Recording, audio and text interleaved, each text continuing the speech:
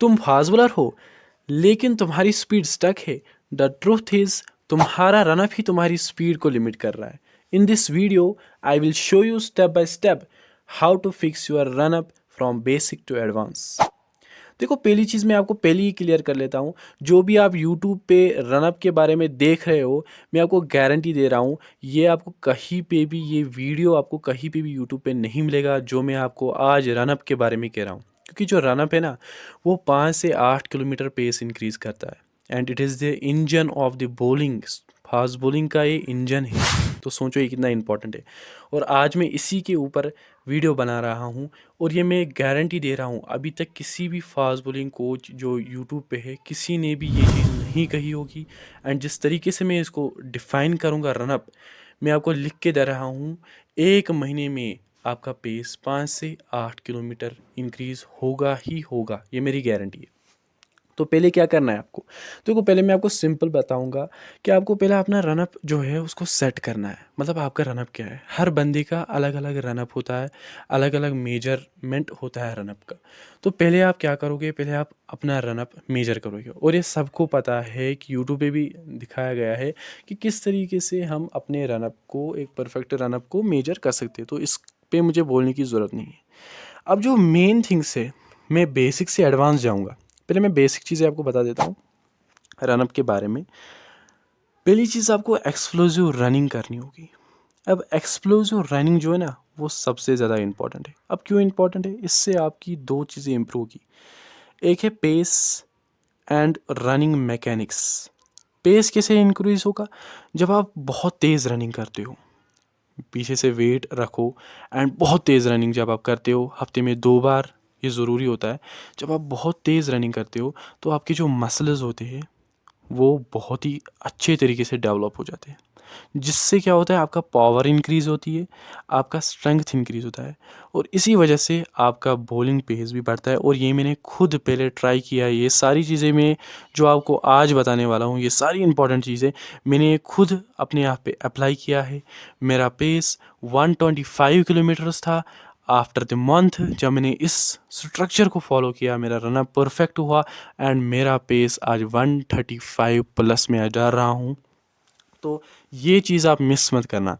जो मैंने कहा आपको एक्सप्लोसिव रनिंग, ये आपको कंटिन्यू करनी है। एक्सप्लोसिव रनिंग हफ्ते में 2 बार करो। उसके बाद लेग स्ट्रेंथ। अब लेग स्ट्रेंथ का नहीं, आप स्क्वाट्स करोगे, आप लंजेस करोगे। मुझे पता है आपने यूट्यूब पे बहुत जगह देखा होगा कि स्क्वाट्स करो, लंजेस करो, बट इट इज़ रॉन्ग।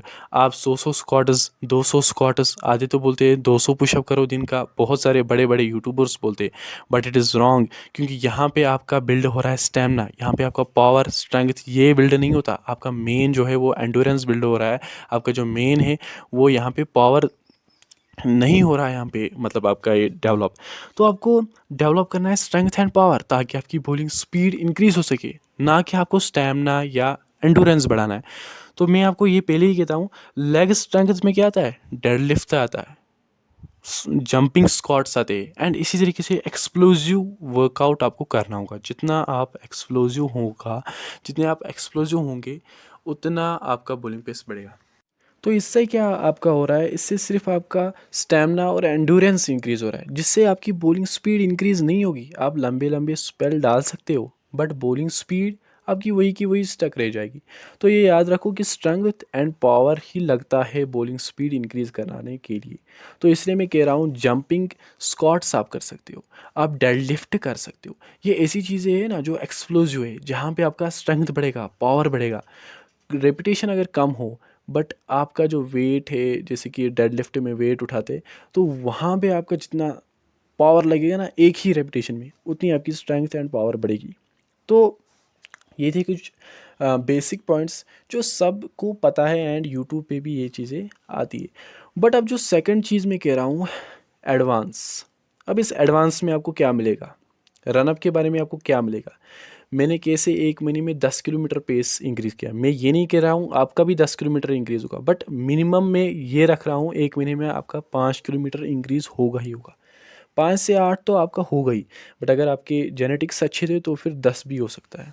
तो मेरा 10 किलोमीटर 1 महीने में, मैंने ये एडवांस चीज़ें भी मद्देनज़र रखी।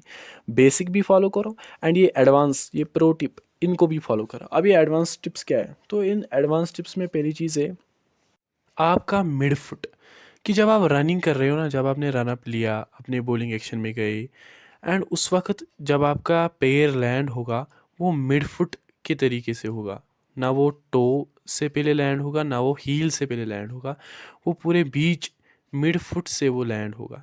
ये था पहला टिप। उसके बाद जो दूसरा टिप है वो है शिन एंड काफ। जो शिन एंड काफ है ये बहुत ज़्यादा इंपॉर्टेंट होते हैं रनिंग मैकेनिक्स में एंड बॉलिंग पेस में भी। तो ज़्यादातर फास्ट बॉलर्स इसको इग्नोर करते हैं, वो इन दोनों को ट्रेन ही नहीं कर पाते। तो मैं इसीलिए कह रहा हूँ इन चीज़ों को भी आप ट्रेन करो, और इसके लिए भी अलग एक्सरसाइज आते हैं। और last and important tip advance में, जो कि है साइक्लिक पैटर्न। तो साइक्लिक पैटर्न क्या होता है, अगर आपने मिचेल स्टार्क की बॉलिंग देखी होगी तो उनके रनअप में आपने देखा जैसे वो साइकिल चला रहे हैं। तो जिस तरीके से आप साइकिल चलाते हो तो इसी तरीके से आपको अपना रनअप भी उसी तरीके से आपको बनाना है। तो आपके जो रनअप में स्ट्राइड्स है वो एक साइक्लिक पैटर्न की तरह हो।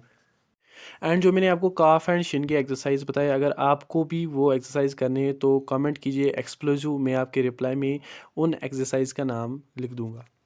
Thank you for watching, please subscribe the channel, and अगर थोड़ा सा वीडियो पसंद आया तो